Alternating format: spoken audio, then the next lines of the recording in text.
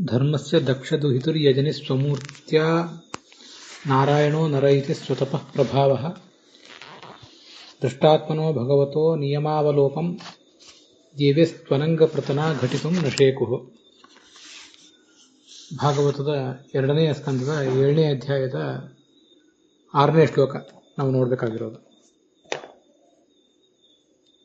ನರನಾರಾಯಣರ ಅವತಾರವನ್ನು ಈ ಶ್ಲೋಕದಲ್ಲಿ ಹೇಳ್ತಿದ್ದಾರೆ.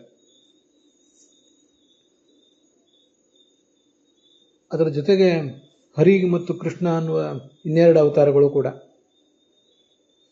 ಅದನ್ನು ಭಾಗವತ ತಾತ್ಪರ್ಯದಲ್ಲಿ ವಿವರಿಸಿದ್ದಾರೆ.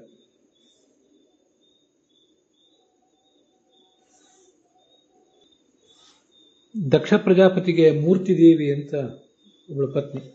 ಅವಳಲ್ಲಿ ಯಮಧರ್ಮನಿಂದ ನರ, ನಾರಾಯಣ, ಹರಿ ಮತ್ತು ಕೃಷ್ಣ ಅಂತ 4 ರೂಪಗಳಿಂದ ಭಗವಂತ ಅವತರಿಸಿದ.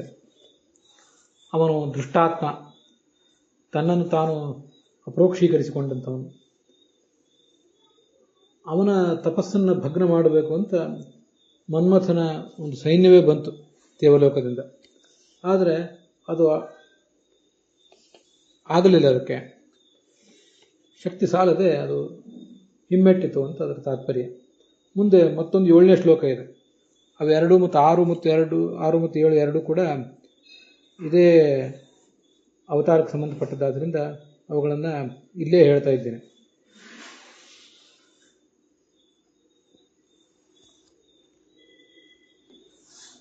ಭಗವಂತನಲ್ಲಿ ಕಾಮವೂ ಇಲ್ಲ, ಕ್ರೋಧವೂ ಇಲ್ಲ. ಕಾಮಕ್ರೋಧಗಳಿಂದ ಆತ ವಿದೂರ.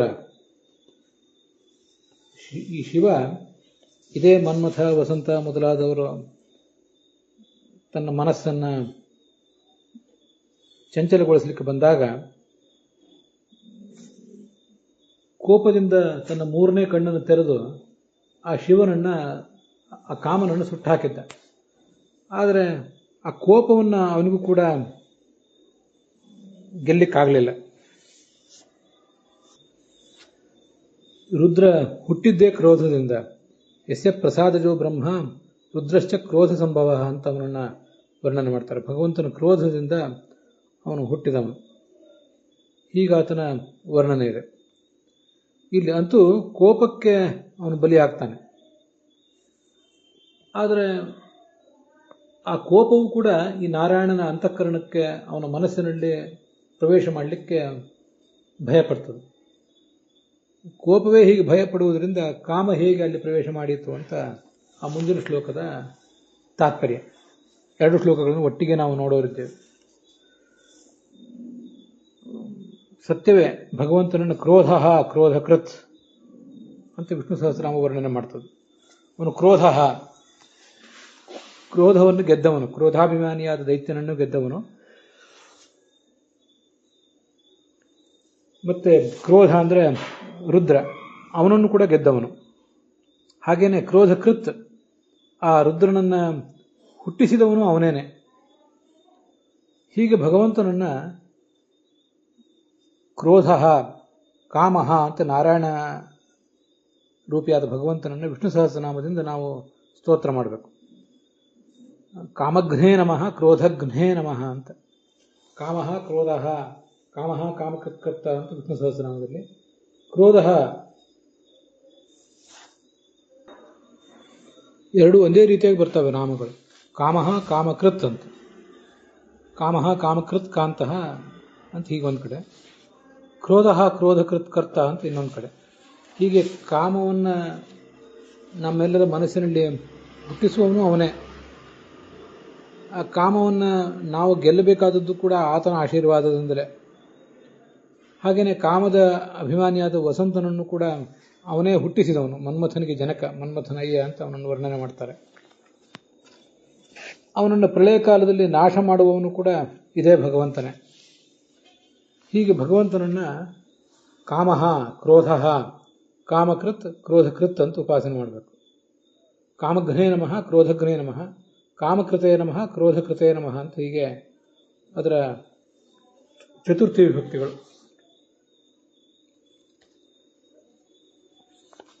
ಇದಕ್ಕೆ ವಿಜಯಧ್ವಜರು ಯಾದವಾರ್ಯರು ಇವರೆಲ್ಲ ಏನು ಅರ್ಥ ಮಾಡ್ತಾರೆ ಅಂತ ಅನ್ನೋದನ್ನ ಒಂದಿಷ್ಟು ನೋಡೋಣ.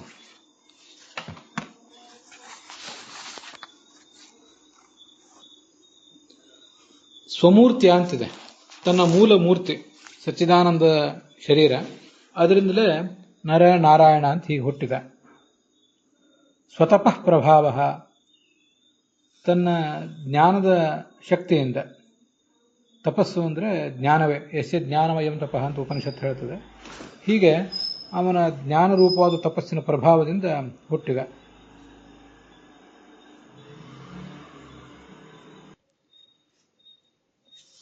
ಈ ಭಗವಂತನ ತಪಸ್ಸಿಗೆ ಭಂಗ ತರಲಿಕ್ಕಾಗಲಿಲ್ಲ ಅವರಿಗೆ ಅಂತಿಷ್ಟು ಬಂದಿದೆ.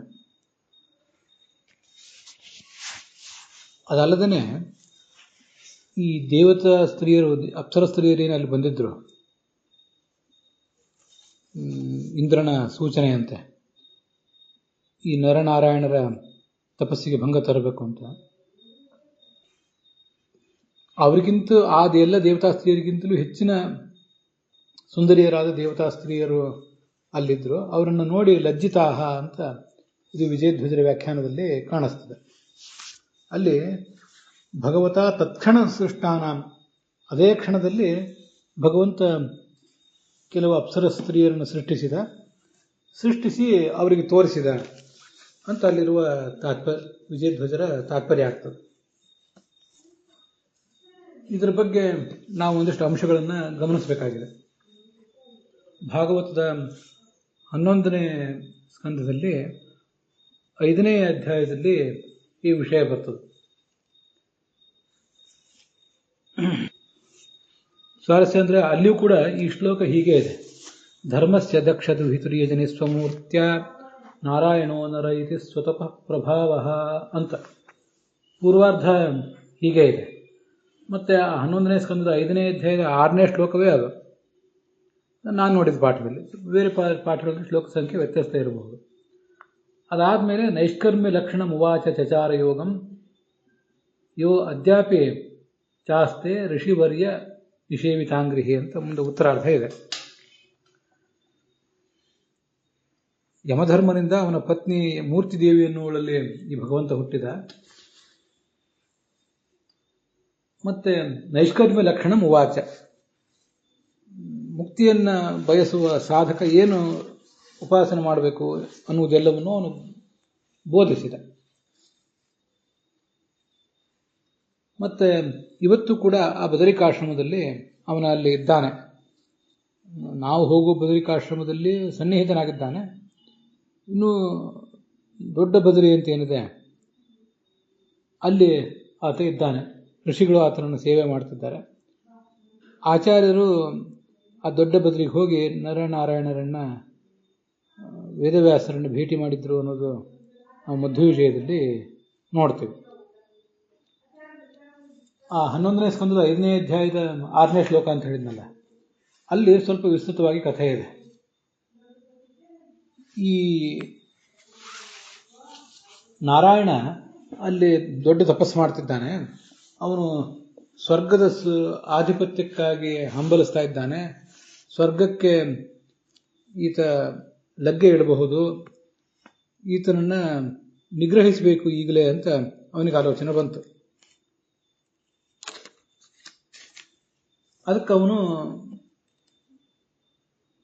ಮನ್ಮಥನನ್ನ ಮತ್ತು ಅವನ ಒಂದು ದಂಡನ್ನ ಅಲ್ಲಿಗೆ ಕಳಿಸಿಕೊಟ್ಟ ಬದರಿಗೆ.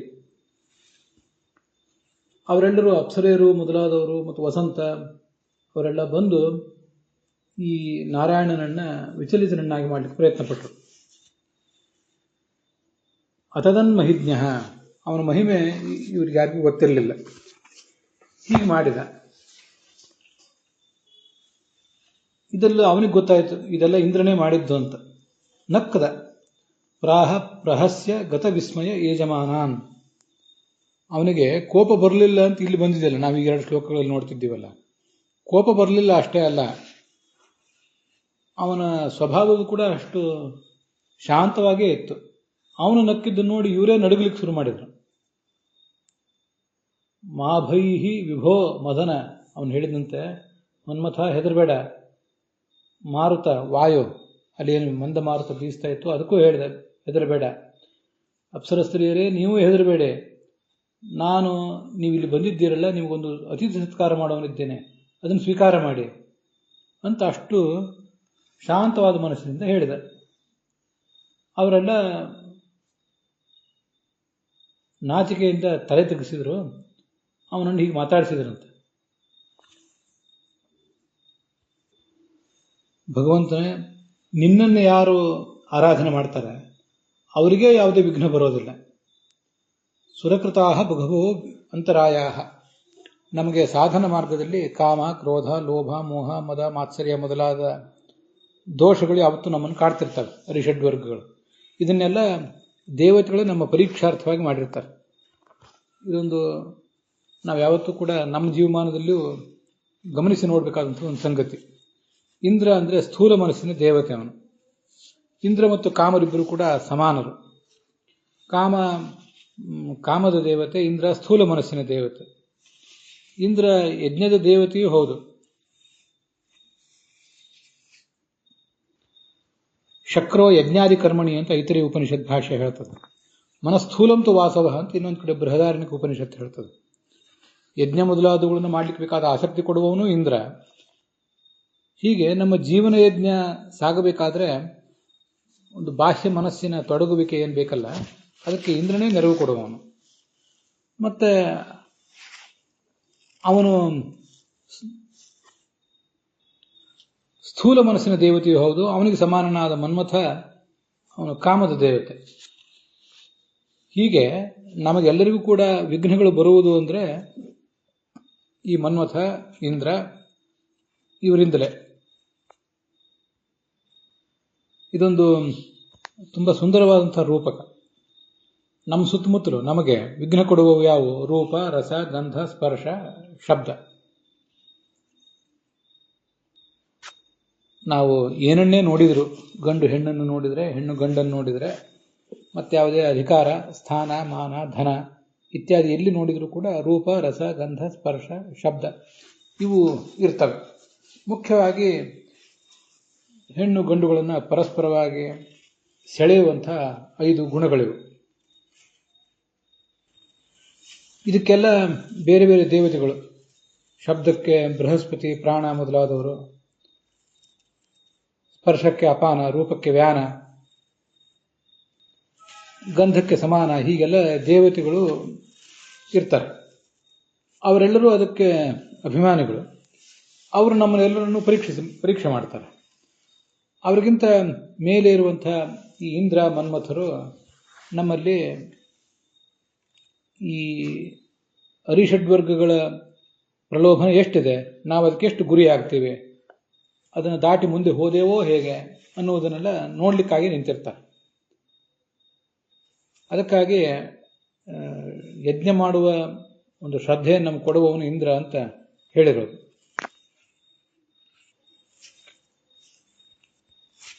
ಭಾಗವತ ತಾತ್ಪರ್ಯದಲ್ಲಿ ಮುಂದೆ ಇನ್ನೊಂದು ಕಡೆ ಬರೋದಿದೆ. ಎಲ್ಲ ದೇವತೆಗಳು ಯಜ್ಞಾಭಿಮಾನಿಗಳಂತೆ. ಆ ಯಜ್ಞಾಭಿಮಾನಿ ದೇವತೆಗಳೆಲ್ಲ ಇಂದ್ರಿಯಾಭಿಮಾನಿ ದೇವತೆಗಳ ಅಧೀನರು. ಇಂದ್ರಿಯಾಭಿಮಾನಿ ದೇವತೆಗಳು ಸ್ಥೂಲ ಮನಸ್ಸಿನ ದೇವತೆಯಾದ ಇಂದ್ರನ ಅಧೀನ. ಹೀಗೆ ನಮ್ಮ ಇಡೀ ಜೀವನವೆಂಬ ಯಜ್ಞಕ್ಕೂ ಕೂಡ ಎಲ್ಲ ಪುಷ್ಕರ ಮೊದಲಾದ ಎಲ್ಲ ದೇವತೆಗಳ ನೆರವು ಬೇಕೇ ಬೇಕು. ಅದರ ಮೇಲಿರುವಂತಹ ಇಂದ್ರಿಯಾಭಿಮಾನಿ ದೇವತೆಗಳ ನೆರವು ಕೂಡ ಬೇಕು. ತತ್ವಾಭಿಮಾನಿ ದೇವತೆಗಳು, ಅವರ ನೆರವು ಕೂಡ, ಅದರಲ್ಲಿ ತತ್ವಾಭಿಮಾನಿ ದೇವತೆಗಳೇ ಇಂದ್ರಿಯಾಭಿಮಾನಿ ದೇವತೆಗಳು.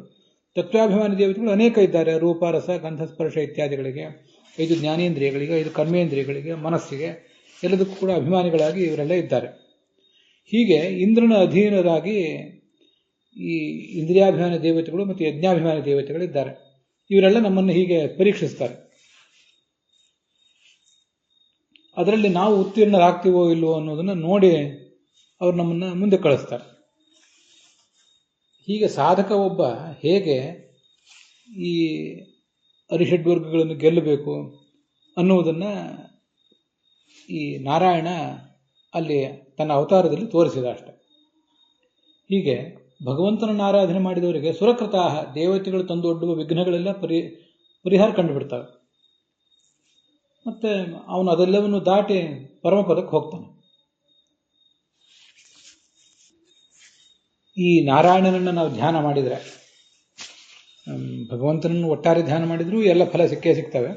ವಿಶೇಷತಃ ಈ ನಾರಾಯಣ ಅವನು ಧತ್ತೇ ಪದಂ ತ್ವಂ ಅವಿತಾ ಯದಿ ವಿಘ್ನಮೂರ್ಧ್ನಿ, ಸಾಧನೆ ಮಾರ್ಗದಲ್ಲಿ ಬರಬಹುದಾದ ವಿಘ್ನಗಳ ತಲೆ ಮೆಟ್ಟುವವನು ಈ ನಾರಾಯಣ ಅಂತ ದೇವತೆಗಳ ಸ್ತೋತ್ರ ಮಾಡಿದ್ದಿದೆ. ಅವರೊಂದು 11ನೇ ಸ್ಕಂದದಲ್ಲಿ ಕೂಡ ಅದೇ ಮಾತು ಹೇಳ್ತಾರೆ. ಈಗ ಇಲ್ಲಿ ಬಂತಲ್ಲ ಮುಂದಿನ ಶ್ಲೋಕದಲ್ಲಿ, 7ನೇ ಶ್ಲೋಕದಲ್ಲಿ, ಕಾಮವನ್ನು ಗೆದ್ದವರಿದ್ದಾರೆ, ಆದರೆ ಕ್ರೋಧವನ್ನು ಗೆದ್ದವರಿಲ್ಲ ಅಂತ. ಅಲ್ಲಿ ಹೇಳ್ತಾರೆ, ಹಸಿವು, ನೀರಡಿಕೆ,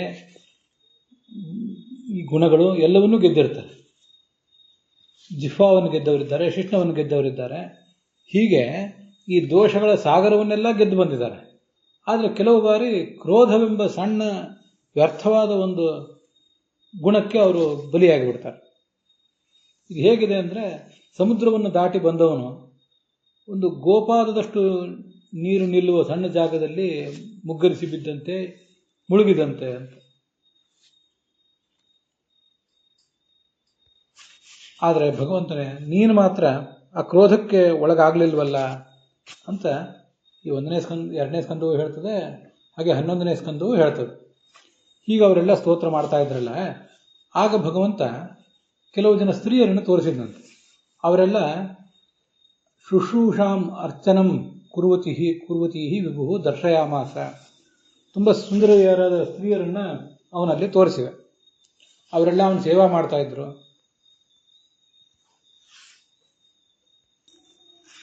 ಹೀಗೆ ತನ್ನ ಸೇವಾ ಮಾಡ್ತಿದ್ದಂಥ ಸುಂದರಿಯರನ್ನು ತೋರಿಸಿದ. ಅದನ್ನ ಈ ದೇವತೆಗಳು, ದೇವತಾ ಸ್ತ್ರೀಯರು ಏನು ಬಂದಿದ್ರಲ್ಲ, ಇನ್ನು ತಪಸ್ಸಿಗೆ ಧಕ್ಕೆ ಒಡ್ಡಬೇಕು ಅಂತ, ಅವರು ನೋಡಿ